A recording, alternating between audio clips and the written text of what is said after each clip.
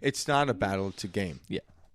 And if you understand the game, you actually set forth the frequency in which you want to experience in the moment, and each moment begets a moment. Again, it's a completely different moment. I can go from feeling exciting, and then if something happens in the outside world and I'm attached to the outside world, it can change it. But if you actually focus on the inner sanctity of you, and you just feel excited every moment, every experience you have will be exciting. Regardless, because I can tell them, like, oh my God, you're not going to believe what happened. I got into a car accident and I met this person. Like, whoa, wait a minute. You got into a car accident? What the hell? I thought you had an exciting day. I did. Let me finish the story. Like, what do you mean? Well, when I crashed in this guy and, all of a sudden it's like I was looking for a business partner. He happened to be my business partner. I was like, oh, but the person I was telling the story got hung up on the fact that I got into a car accident. Yep. Right? We're always looking for that struggle, that pain. What is it? And all of a sudden I was over. It's not that I'm asking for the car accident. I'm like, oh, let me hit another car tomorrow and my luck will change. I'm like, no, it's not what we're saying, but something like that can happen. And when it happens, if you surrender to it, this is when the world opens up. In the beginning, we don't get to say whether it rains or not.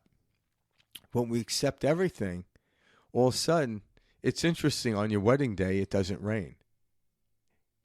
And what I mean is you have some intuitive power to say, get married on this day, not that day, or what have you, however you want to look at it.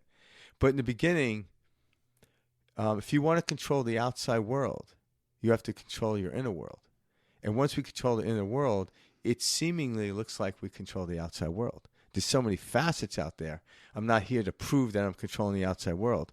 But if I control the way I think about the outside world, how I feel about it, how I perceive it, I'm actually controlling the outside world. Because what's going on out there, it's a projection. Everything literally is going on within me. So I have the ability to control how I feel. And how I feel will then generate my experience into the present moment. That's a perfect segue into this first video, because it talks about the ideas of success and failure. So let's jump into this. All right. People never ask a man who is a failure, what is the secret of your failure? It is quite easy to see, and they are not interested. People all want to know how to open the secret door to success. For each man there is success, but it seems to be behind a door or wall.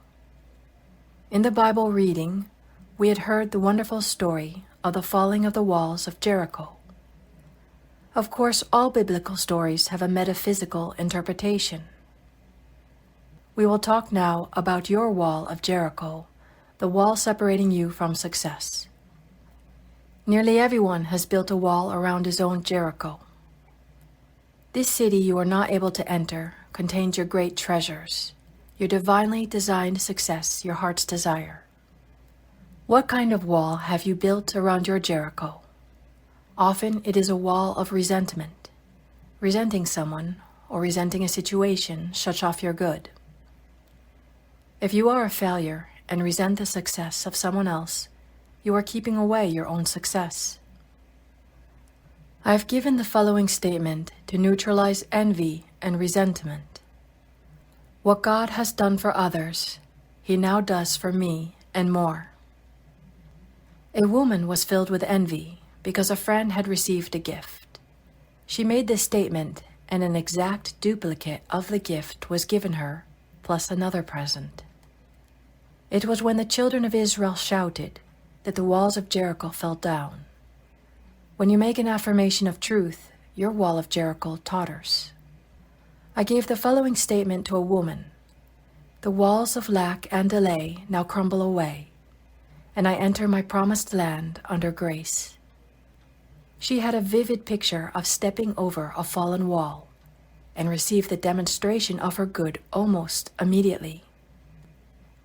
It is the word of realization which brings about a change in your affairs, for words and thoughts are a form of radioactivity.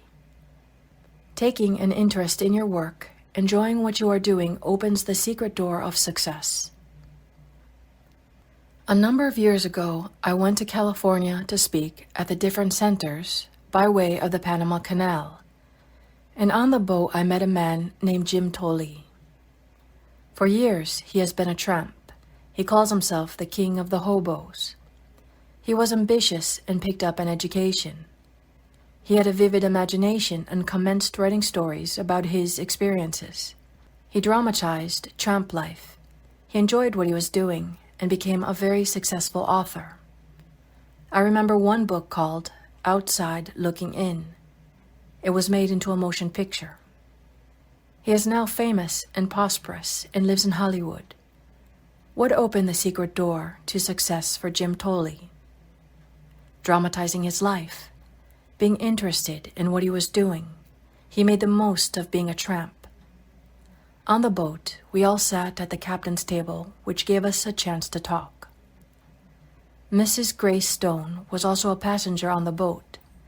She had written The Bitter Tea of General Yen and was going to Hollywood to have it made into a moving picture. She was living in China and was inspired to write the book. That is the secret of success, to make what you are doing interesting to other people.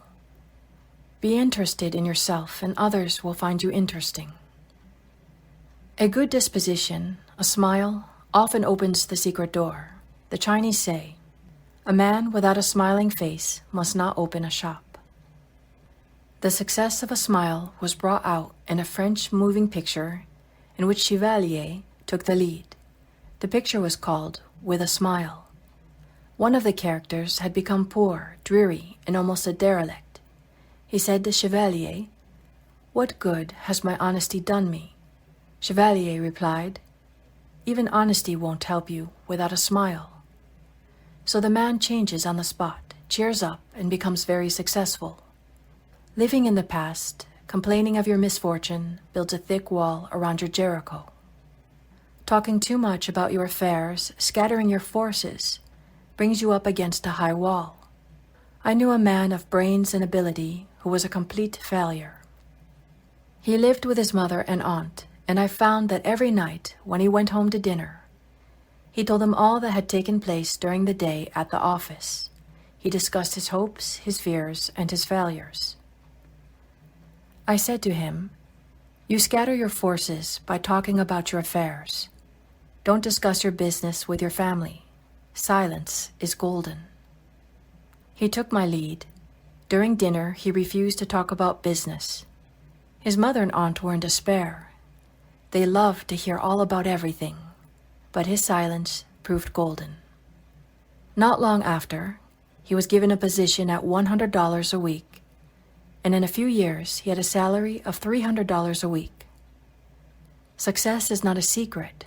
It is a system. Yeah, beautifully said. I love that. Success is not a secret. It's a system. Yeah.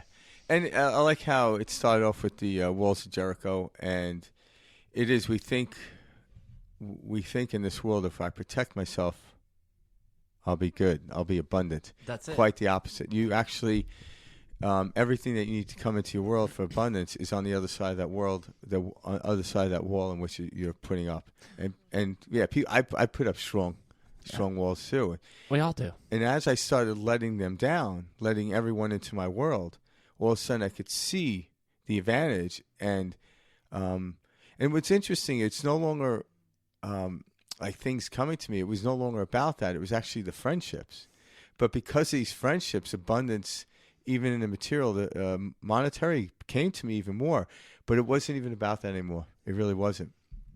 I still have a couple of bricks to get knocked down. We all do. Yeah, I keep tripping on my damn thing. This quote spoke to me, or not quote, this clip spoke to me a lot because I noticed as I began to, do these practices, it was the type of thing where I naturally, when I was like talking with my parents or my family, I less rattled off and discussed what was happening to me during the day-to-day events.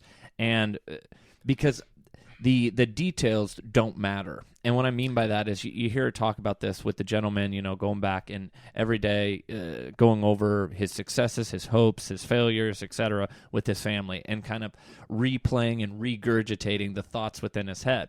And she's saying, hey, look, you're all over the place, with this. It's one focus, where you want to keep that attention and let it be. And that is something I naturally started to do when I learned these concepts. Yeah, because... You know what I mean? Yeah, because if you have to explain to someone something that you haven't experienced, you can't. Yeah. So if someone like, I'm going to open up a business, going to be highly successful doing this. and the first question is, how are you going to do it? Mm-hmm. The truth is you don't know. So go forth and tell no one. That's it. But have a vision of yourself of already being that successful, and say it's a business. Now you've been a successful business person for 10 years. How would it feel? How would it look? How would it feel? And then manifest or marinate on the feeling, and then the ways of how we do it, the impulses you act on. But right from the get-go, if I try to explain how I'm going to be successful, I can't. It's like I said earlier. I'm like, my day's going to be amazing. Why is it amazing? I'm like, I'll let you know at the end of the day. I'll tell you the story then. So I go forth and tell no one. Now, at the end of the day, how was your day? It was amazing. If I tell people at 6 o'clock in the morning, how's your day? My day's amazing. It's like, why is it amazing? I mean, you just woke up, I'm like... I know, I'm breathing. But I feel it's amazing. There's so much out there because every day preceded every day. And I realized, wow, every day is a gift.